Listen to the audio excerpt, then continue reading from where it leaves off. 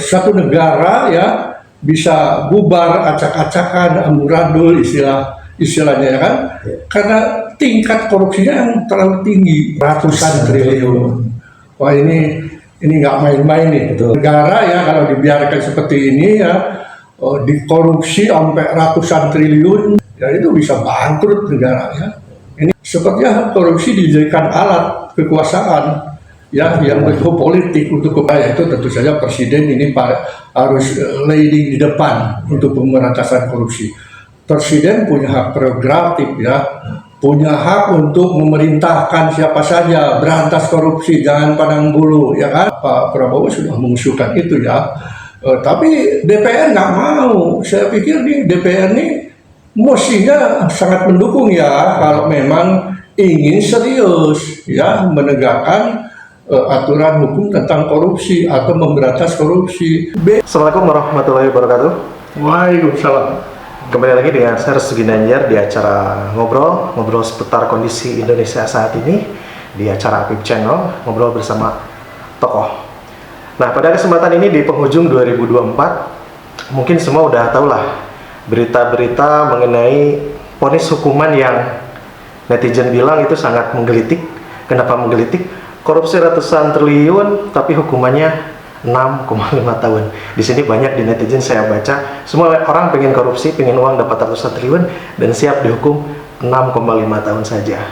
Nah, pada kesempatan ini di penghujung 2024, saya ingin membahas nih dengan tokoh hukum, advokat senior dari Jawa Barat, dengan Pak Dinin Maulani. Sampurasun Pak Dinin. Rampes. Sehat Pak? Sehat, alhamdulillah. Alhamdulillah. Nah, saat ini kita ingin ngobrol lagi nih, melihat situasi hukum saat ini, keadaan korupsi yang dari tahun ke tahun, apalagi 10 tahun terakhir mengalami eskalasi yang sangat tinggi. Nah, jadi pengen langsung saja kita ngobrol dengan Pak Dinin Maulani yang Pak Dinin. Iya. Gimana Pak melihat situasi sekarang di penghujung 2024, melihat korupsi yang kok nggak ada henti-hentinya gitu Pak? Iya, Res. Ini yang sangat dikhawatirkan oleh bangsa atau rakyat bangsa Indonesia ini ya, karena terkait korupsi ini sangat membahayakan gitu ya. Kalau dibiarkan terus mengeskalasi, ya. Saya tadi menyebut mengeskalasi atau menaik terus, ya kan. Coba bayangkan sama Restu bahwa kita ingat sebelum SBY ya korupsi ratusan miliar itu bikin kaget kita, di zaman ya kan? Di zaman sebelum SBY lah, awal SBY juga. Lalu di zaman SBY ini sebagai perbanding aja, kita mendengar korupsi muncul sudah masuk ke angka triliunan, 1, 2, 7 triliun, tambah kaget lagi, ya kan? Nah, rupanya ya itulah bukti eskalasi ini pada periode Jokowi ini ugal-ugalan, ya bukan naik lagi. Ugal-ugalan dan sangat luar biasa membahayakan. Hitungannya sudah puluhan triliun, ya, bahkan terakhir ratusan triliun. Wah ini nggak main-main nih, betul. Ini nggak main-main, ya bahaya ini negara ya kalau dibiarkan seperti ini ya, dikorupsi sampai ratusan triliun. Ya, dan dibiarkan apalagi atau kalaupun diadili tapi duit nggak kembali, ya itu bisa bangkrut negara ya. Ini harus hati-hati ya. Ini mengeskalasi sangat luar biasa. Tapi ini menurut pandangan Pak Dinin sendiri Pak, ini indikasinya apa sih Pak? Indikasinya bisa katakanlah bukan jebol lagi kok dengan mudahnya gitu Pak merugikan negara. Apa sih Pak indikasinya menurut pandangan Pak Dinin sendiri Pak? Oke, mungkin saya sebelum bicara indikasinya ya, saya ingin mempertegas juga ya, dari mana eskalasi bisa melihat terjadi.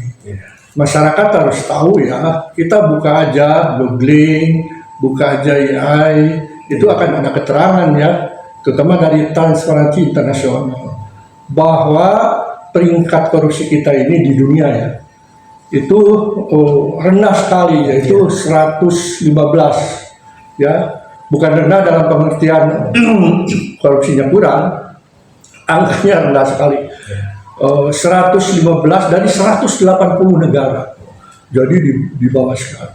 Lalu di tingkat Asia Tenggara ya, kita peringkat 4 dari 10 negara.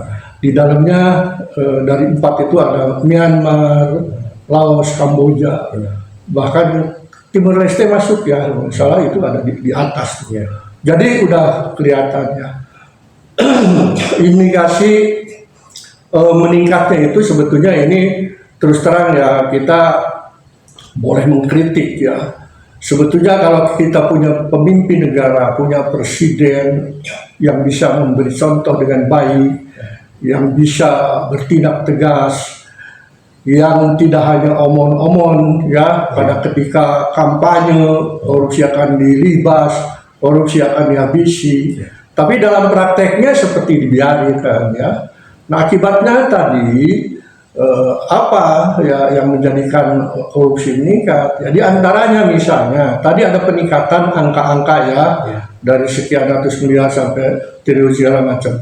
Itu pada periode Pak Jokowi itu memang ada hal yang menurut saya apa ini sebuah sebuah strategi apa ya? Saya pikir ini nggak benar nih dilakukannya. Itu pelemahan KPK. Dari situ mulainya sebetulnya ya. KPK itu di 215-an kalau tidak salah ya, itu sudah sedang bagus-bagusnya ya melakukan sebuah proses penegakan hukum terhadap koruptor ya. Itu koruptor itu OTT-nya luar biasa ya KPK itu. Ya yang di OTT ya kalau tidak penguasa ya aparat pemerintah ya politisi ya kan.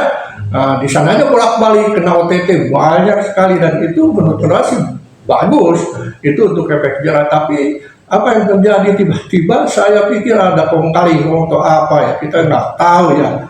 Ada setan yang membisiki apa ini ya kepada pemerintah kita saat itu dan kepada politisi bahwa KPK dilakukan sebuah perubahan undang-undang dalam KPK. Akibatnya agak sedikit dilemahkan ya, terutama misalnya dalam konteks KPK ini satu contoh aja pada konteks OTT misalnya perlu ada sebuah persyaratan perizinan dulu ya untuk melakukan OTT. Padahal kalau namanya OTT ya sudah dipersiapkan oleh tim yang memang ahli di bidang itu ya. Kalau memang tertangkap tangan ya sudah, nggak usah banyak alasan itu ini ya kan. Nah ini menjadi agak jadi sulit misalnya. Termasuk juga sebetulnya KPK ini tidak perlu ya stafnya menjadi diangkat harus jadi ASN, walaupun sudah ada yang dari ASN misalnya dari kejaksaan, dari Kapolri itu udah otomatis ASN, tapi yang dari luar tuh diangkat jadi ASN. Kalau semua jadi ASN ya siapa sih bosnya ASN? Pertanyakan itu. Jadi ini ada strategi yang nggak benar menurut saya, nggak konsisten dengan omong-omong ketika kampanye. Itulah yang menjadikan korupsi tambah kesini tambah menjadi-jadi. Dan menurut saya juga ya pemerintah ketika itu, pemerintahan Jokowi terutama, ini sepertinya abai terhadap penindakan korupsi ini. Pembiaran. Ya ada pembiaran ya, ada suatu istilahnya upaya pembiaran sepertinya. Dan saya khawatir ya dari pembiaran itu dalam tanda kutip ya, ujungnya sekarang jadi muncul kan beberapa pendapat dari pengamat hukum, pengamat politik, ya memang korupsi dibiarkan katanya, biar ini ada ke depan bisa dimanfaatkan kan untuk hal-hal yang berbau politis ya. Akhirnya kalau misalnya orang-orang penting tersandera ya nggak bisa ngapa-ngapain ya, disuruh ke sana kemari, ke kiri kanan kalau terkooptasi ya begitu. Apakah saya pikir itu cukup ekstrim tapi cukup logis ya, tidak salah kalau masyarakat para pakar menilai sepertinya korupsi dijadikan alat kekuasaan ya yang berbau politik untuk kepentingan sekelompok orang, terutama penguasa di sini ya. Itu. Nah gini, Pak Deden, maaf sebentar. Ini kan kita lihat Pak, korupsi itu masih Pak, seperti terstruktur Pak. Ya. Nah ini untuk bahayanya sendiri Pak untuk Indonesia itu apa sih Pak? Karena korupsi masif. Terus apalagi kalau kita lihat sekarang hasil keputusan vonis yang tidak sesuai gitu Pak dengan apa yang telah dia korupsi Pak. Itu gimana Pak? Ya itu saya Saya mulai dari gini aja deh. Saya coba mengutip ya dari omongan Pak Prabowo ya. Pak Prabowo itu mungkin membaca satu buku yang namanya judulnya Ghost Flight ya. Nah di situ dinyatakan bahwa Indonesia ini 2030 akan bubar katanya. Nah saya menilai ya istilah bubar itu bukan bubar karena invasi militer segala macam. Saya tidak melihat ke situ. Suatu negara ya bisa bubar acak-acakan, amburadul istilahnya ya kan, karena tingkat korupsinya yang terlalu tinggi ya, dan itu berakibat pada ujungnya resesi ekonomi kan bisa terjadi ya.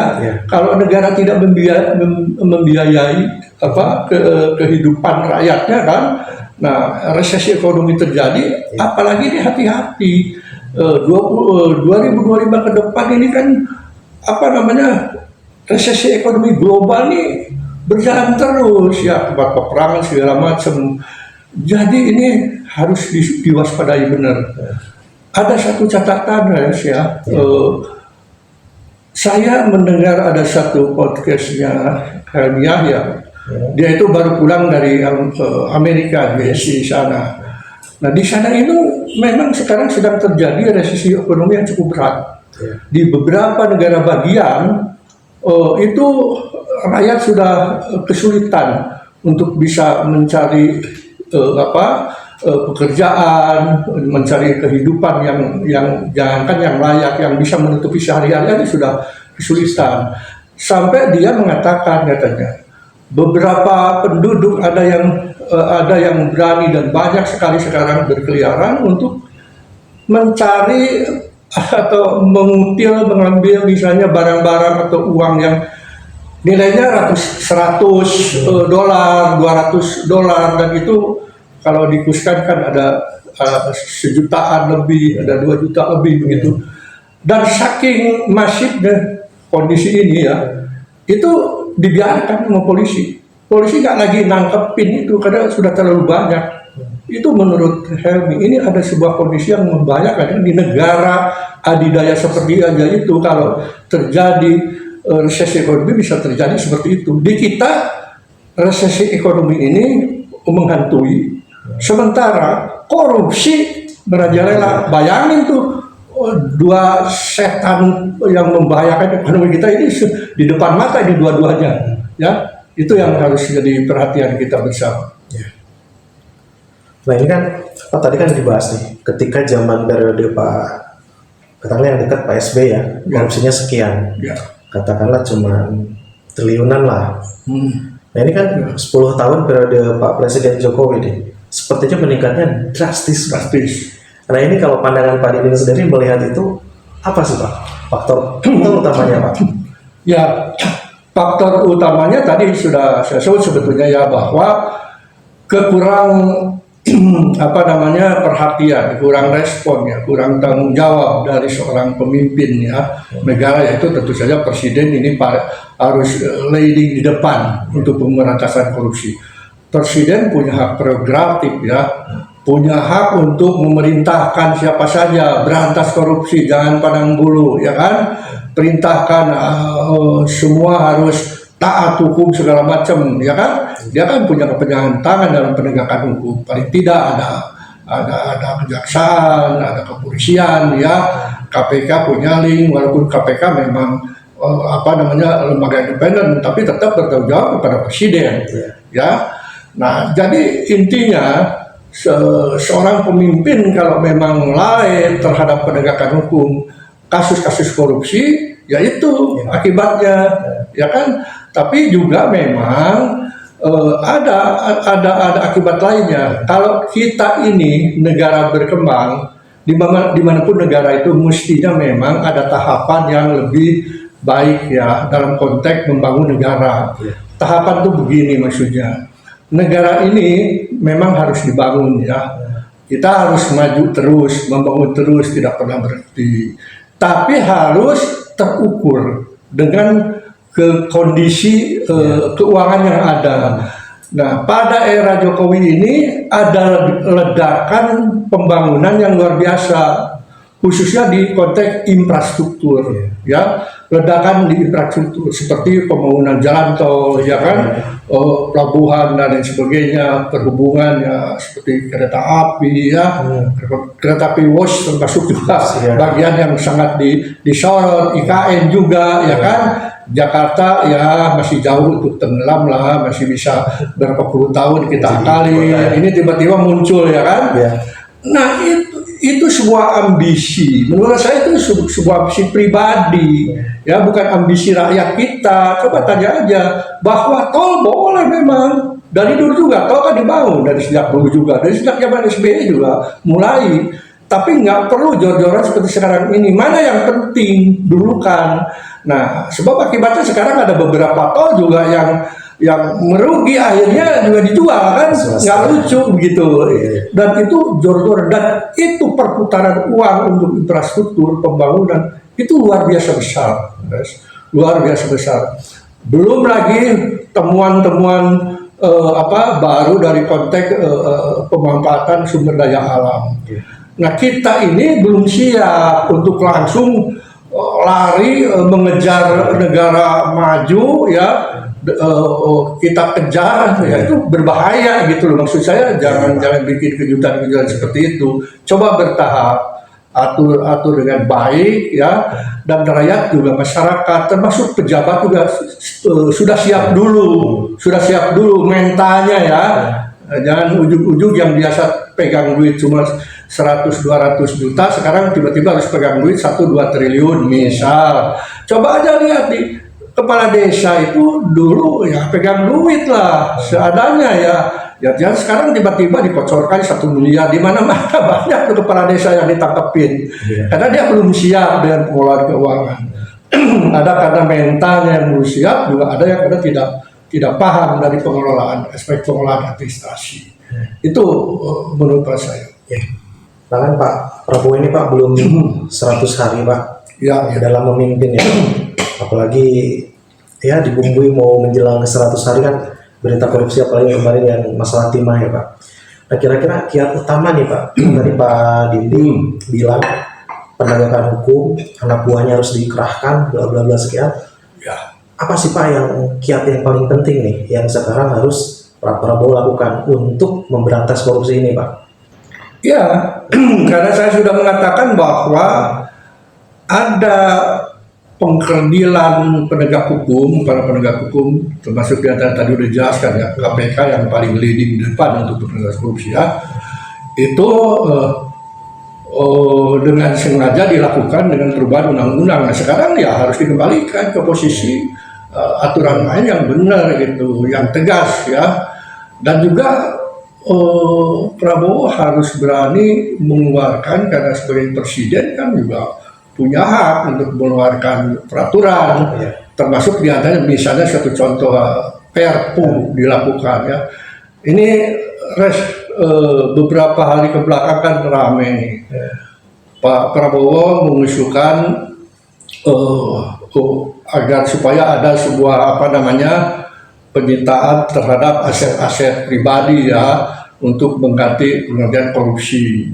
Nah, yang kalau masyarakat menyebutnya ya si koruptor itu harus dimiskinkan gitu. Sebetulnya itu, ya, itu sebetulnya nanti kalau ada sebuah korupsi nilainya ternyata tidak bisa ditutupi oleh yang dimiliki atau hasil korupsinya tidak bisa dikembalikan.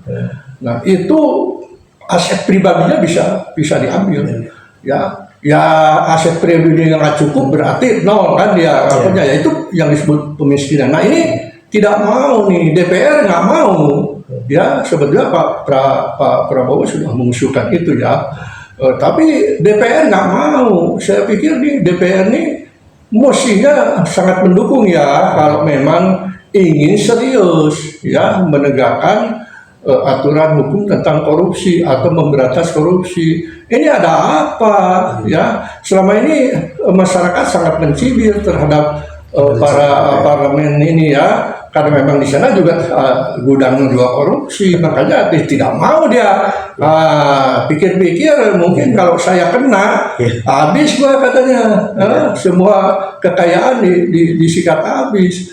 Nah ini itu bisa, kalau memang tidak bisa dilakukan pakai Perpu aja, ya keluarkan aja Perpu untuk aturan semacam itu. Ya termasuk juga misalnya OTT ya, yang operasi tangkap tangan yang tangkap tangan yang diharapkan Prabowo bisa juga ada di daerah-daerah. Nah itu kalau Pak Prabowo kalau tidak salah ya, itu bisa menurunkan dan memanfaatkan institusi kejaksaan karena ada di daerah. Kalau saya lebih condong ya, kenapa tidak KPK memperluas atau memperbanyak tim yang khusus untuk melakukan itu, yang ahli di bidangnya, dan itu bisa turun sekali-sekali ke daerah ya, untuk melakukan OTT itu, karena memang OTT yang totalitas itu ada di KPK, itu lebih kuat ya. Dan kita tahu lah dulu dia dibiayai untuk membeli perangkat untuk melakukan OTT itu luar biasa, cukup besar. Kenapa itu tidak dimanfaatkan? Nah ini semua ya bikin aja aturan dengan Perpu. Nah apakah berani nggak nanti Perpu ini berapa tahun yang lupa ke depan nanti diuji materi oleh di parlemen, oleh DPR. Ya kalau itu dilakukan dan nanti ditolak, ya biarin nanti rakyat lah yang marah nanti ke sana berduyun-duyun, ya kan? Itu bisa terjadi begitu. Jadi Prabowo jangan juga ragu, ya jangan juga khawatir. Wah nanti khawatir gua punya produk hukumnya nanti dianulir, nggak usah. Kalau hal yang benar-benar penting ya untuk rakyat, ya rakyat akan backup. Ya DPR menolak, itu akan datang DPR akan rame-rame. Lihat aja nanti, ya itu harus berani lah intinya itu. Nah ini kan menyinggung DPR Pak sebagai legislatif lah di pengawasan Pak. Kalau Pak Dindin melihat sekarang DPR di mana Pak untuk korupsinya Pak? Melihat permasalahan korupsi lah. Terlebih kan sekarang ada masalah baru lagi tuh Pak. Salah satu anggota dewan dari salah satu partai ini diduga menginginkan dana CSR, itu gimana Pak? Ya, pada dasarnya kan DPR itu juga walaupun ya DPR lebih kepada pengawasan, yaitu hal-hal yang sifatnya preventif itu kan penting ya. Sebelum terjadi korupsi itu ada pengawasan DPR dengan hak DPR ya, dalam beberapa dengan pendapat terkait dengan anggaran, kepentingan pembangunan apa, anggaran berapa, kepentingannya apa. Di dalam rapat-rapat itulah harus digodok benar ya. DPR harus memperhatikan bahwa uang negara secara hukum harus bisa dipertanggungjawabkan oleh pelaksana, yaitu pemerintahan kan. Itu yang mesti dia lakukan. Belum lagi pengawasan lapangan kan. DPR juga banyak telinganya. Kenapa? Karena DPR kita kan sekarang dipilih langsung oleh rakyat ya. Kita manfaatkan ya. Kalau saya jadi anggota DPR ya manfaatkanlah pemilih-pemilih kita di daerah untuk juga memasang mata telinga terhadap masalah korupsi ini. Itu tinggal dilaporkan. Itu pengawasan itulah yang seharusnya yang terbaik dilakukan oleh DPR dan memberikan dukungan terhadap beberapa peraturan yang memang diperlukan untuk menguatkan penegakan hukum ini. Dukungan, bukan malah dilemahkan. Di zaman Jokowi mau melemahkan, ya disetujui aja, seneng aja gitu kalau dilemahkan. Jangan begitu. Sekarang ketika Prabowo mau memperkuat dari aspek legal ya, terhadap penegakan hukum, ya DPR juga harus ikut memperkuat kalau betul ya punya keseriusan. Nah itu tapi ya jadi gimana ya, banyak sorotan juga terhadap DPR ya akhir-akhir ini. Di periode Jokowi ini juga luar biasa kan. Saya tadi udah mengatakan yang koruptor yang tertangkap tangan yang lumayan cukup gede itu ya hanya tiga, satu penguasa, dua pengusaha, ya tiga anggota legislatif di dewan. Pengusaha, penguasa. Ya itu yang paling sering, walaupun tidak sedikit juga penegak hukum juga ada yang ya tertangkap ya ada yang terlibat dalam kasus korupsi, tapi terbanyak di wilayah itu ya. Nah, ini ada yang menarik tadi yang dikatakan, DPR mestinya lebih concern ya, lebih punya tanggung jawab. Tapi dalam prakteknya di gedung Dewan itu, Senayan itu juga kadang-kadang ada permintaan yang nyeleneh dari anggota DPR, mengerti atau tidak saya tidak tahu. Ya misalnya tadi disebutkan ada kasus dana aspirasi, ya kan? CSR. Ya yang kalau dulu dana aspirasi ya disebut dulu juga dana aspirasi gede-gede ya, lumayan ya dulu. Tapi waktu itu ada yang mengajukan keberatan MK membuat undang-undang baru yang terkait dengan MPR, DPR, DPD, dan di situ dana aspirasi harus ditiadakan karena syarat dengan korupsi ya, dana aspirasi itu. Memang DPR tidak pegang duit, tidak bawa duit ke daerah-daerah, tapi dia yang menggulkan, ya, dia yang ikut menggulkan dengan angka-angka tertentu, ya, dan nanti begitu gol di daerah, ya, dia minta persentase. Ini nggak lucu, ya banyak loh anggota DPR baik di pusat maupun daerah yang ujungnya ya masuk buaya lah, gara-gara dapat persentase duit lipatan dari padahal untuk pembangunan masyarakat ya, dan itu padahal ada wajibannya kan untuk memperjuangkan itu ya kewajiban DPR, tapi ujungnya ya minta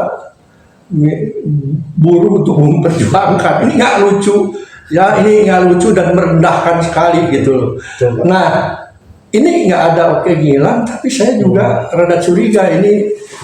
Apa yang terjadi? Katanya sudah agak lama ini, malah rupanya ini pengganti dari dana aspirasi muncul dana CSR. Ini ya apa bedanya lah, dana CSR juga sama aja ya. Duit CSR kan duit kebanyakan ya duit negara tentu, walaupun di situ biasanya tercampur juga ada dana-dana dari perusahaan swasta ya. Tapi kan tujuannya untuk pembangunan di daerah ya, maupun di pusat sama aja. Nah akibatnya juga sama ya, kalau memang mentanya sudah peminta-minta ya minta lagi, kalau dapat ya minta juga buruhnya gitu loh ya susah dong kalau setiap, padahal itu kewajibannya saya katakan tadi ya, setiap dia dapat ya dapat juga bagiannya gitu loh. Nah itu menjadi sebuah permasalahan hukum ya, itu juga korupsi karena itu masuk pada wilayah apa istilahnya gratifikasi, pemberian buruh memperjuangkan, padahal bukan memperjuangkan karena itu tugasnya. Nah yang harus jadi perhatian kita bersama, ini yang CSR sekarang muncul dari BI ya, dan katanya juga OJK di situ ada peran juga memberi CSR, BI segala. Loh, kita kan tahu ya apa sih fungsi tugas BI, OJK gitu kan. Loh, ini lembaga yang bukan seperti perbankan kan, lembaga bisnis ya, profit ya, cari keuntungan ya, perputaran keuangan, bisnis lah intinya ya. BI kan dengan OJK bukan itu tugasnya. Ini sebuah lembaga yang menurut pendapat saya yang tidak bisa mengeluarkan CSR, nggak bisa. Ya, yang boleh mengeluarkan CSR itu ya semacam BUMN, boleh BUMD, ya kan, perusahaan swasta, ya dari hasil profitnya itu sekian persen disisihkan, itu diserahkan ke masyarakat, apakah itu ke ada yang ke ormas, ada yang ke perkumpulan di daerah, ada yang ke pemerintahan daerah sendiri ya, untuk menambah membangun. Loh ini BI dengan OJK mau disamakan seperti BUMN ini dari mana ini? Bagaimana logika hukumnya bisa terjadi? Nah ini masalah hukum tersendiri loh. Saya dukung KPK ini bongkar terus ya, jangan sembarangan gitu loh. Ya minta-minta udah dapat duitnya nanti juga bisa masalah hukum karena ada buruhnya tadi ya kan. Ya, bahasa premannya malah gitu kan. Nah udah begitu juga ini yang diminta ini siapa? Ini lembaga yang boleh mengeluarkan tidak? Itu dua masalah tersendiri. Ini harus jadi perhatian ya.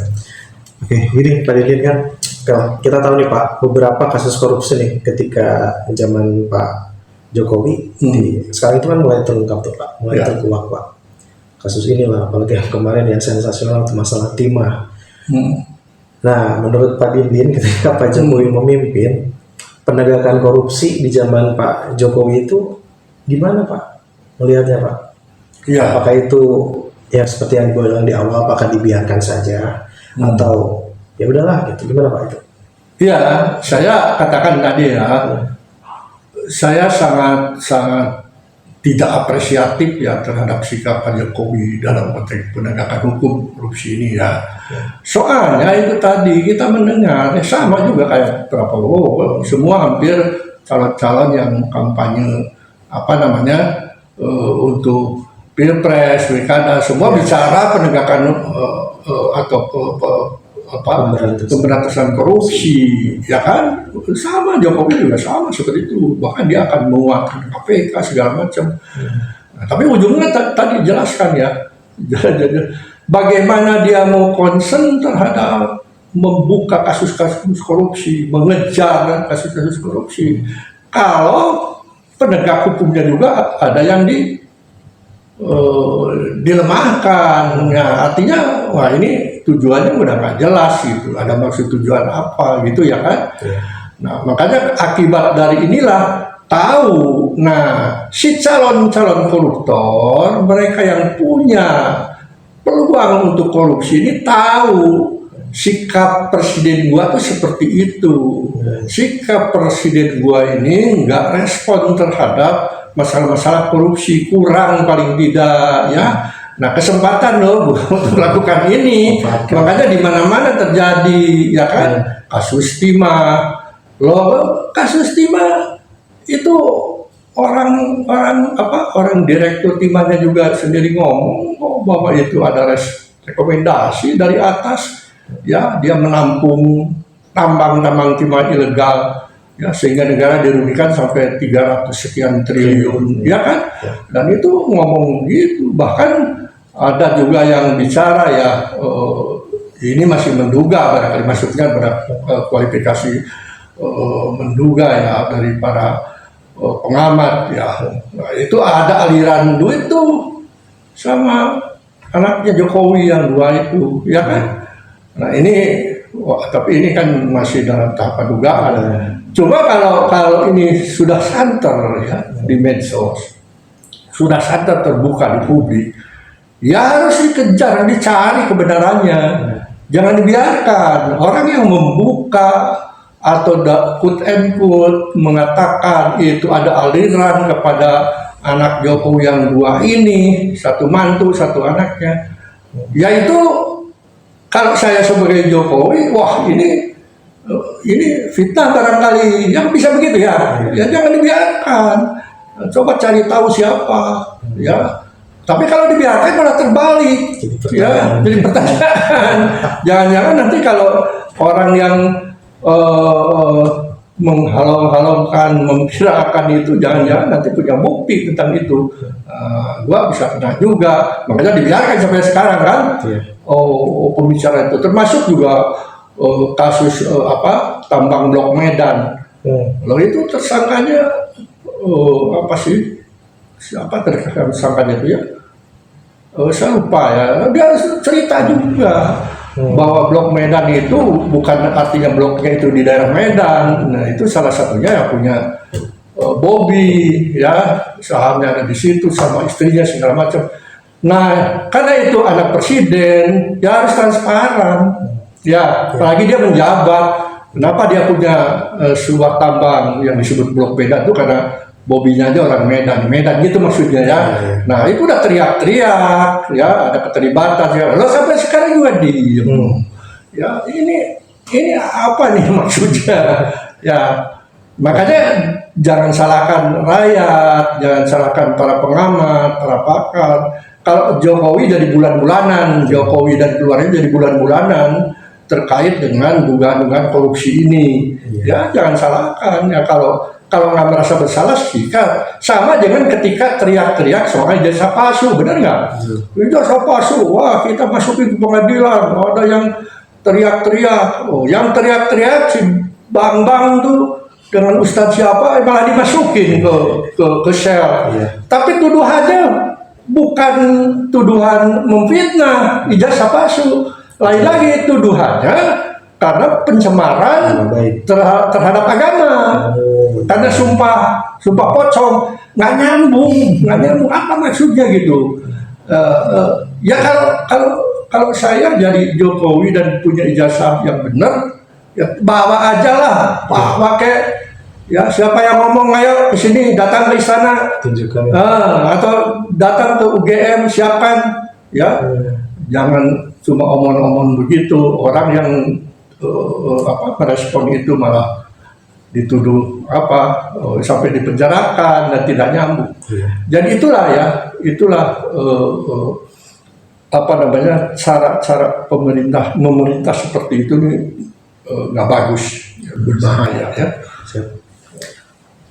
Oke, Pak Dindir, ternyata kalau ngebahas korupsi nggak cukup sejam 2 jam. Ya, panjang sekali ya. Bahkan dari saya SMP Pak, cerita korupsi sampai sekarang ada terus Pak. Mungkin satu pertanyaan singkat aja, terakhir nih, pertanyaan buat Pak Dindin di penghujung 2024. Kira-kira hukuman mati bisa nggak diadakan di Indonesia? Ya, mestinya bisa ya. Jadi dalam konteks korupsi misalnya ya, undang-undang tindak pidana korupsi, tapi ada persyaratan ya tertentu yang bisa dihukum mati. Ini misalnya koruptor itu korupsi dana untuk bantuan kemanusiaan, bantuan sosial. Misalnya ada dana sekian ratus miliar untuk yang terkena bencana alam. Nah, dia dikorupsi ya itu bisa tuntutannya sampai hukuman mati, bisa dihukum mati. Atau dana untuk kepentingan sosial ya, untuk masyarakat yang tidak mampu ya, masyarakat yang kekurangan gizi segala macam dikorupsi bisa ya. Cuma saya agak khawatir itu sekarang ada undang-undang KUHP baru ya, korupsi juga ada di situ yang muncul tahun 2023 kemarin, tapi masih berlaku nanti 2005 akhir kalau tidak salah ya. Nah ini malah lebih memperkuat bahwa pidana mati ini tidak mudah, ada persyaratan yang berat ya di situ. Nah kalau ini diterapkan kepada kasus-kasus korupsi, malah ya itu tadi ya bukan mempermudah, tambah kesini malah mempersulit ya. Kalau di negara lain kan itu semua dibuka, beberapa negara. Contoh yang sering diomongin itu di Cina ya. Saya berapa tahun ke belakang lupa ya, itu seorang perwira tinggi ya, kasusnya 700 M waktu itu kalau nggak salah ya, saya lupa ininya ya, baca itu apa datanya. Nah itu dihukum mati gitu loh. Sekarang terakhir ini berapa triliun sih? 7,5 ya triliun ya. Xi Jinping ya 7,6 atau 6, sekian triliun ya. Dia dihukum mati. Di kita ya ratusan triliun, 6,5 ya hukumannya 6,5 tahun, belum nanti ada remisi setiap tahun potong-potong yang ujungnya 4 tahun lah. Waduh, surga lah buat koruptor ya. Jadi Pak Prabowo harus paham ini ya, Indonesia ini kalau dibiarkan tetap seperti ini surga bagi para koruptor, dan ini membahayakan bagi kelangsungan negara kita. Ya, Prabowo bilang 2030 bubar, benar Pak, itu bisa bubar nanti, ya kan? Karena kita menghadapi arus deras korupsi yang luar biasa. Kalau sekarang kita temukan 300 triliun, nanti bisa ribuan triliun, gimana? Belum lagi nanti kita ketemu dengan resesi dunia global, ya, hancur kita. Ya, bangkitlah Pak Prabowo. Ya, nggak usah khawatir. Kalau untuk ini salah satu jadi acara korupsi, Bapak akan dapat dukungan, ya, walaupun yang menentang orang-orang politisi DPR, nggak usah takut, ya, rakyat juga nggak akan diem lah Pak. Itu aja ya, Res, ya. Siap kalau gitu, terima kasih Pak Didin ngobrol-ngobrolnya, lancar terus, sehat selalu. Kita nanti 2025 ketemu lagi membahas 100 hari Pak Prabowo kepemimpinan. Insya Allah.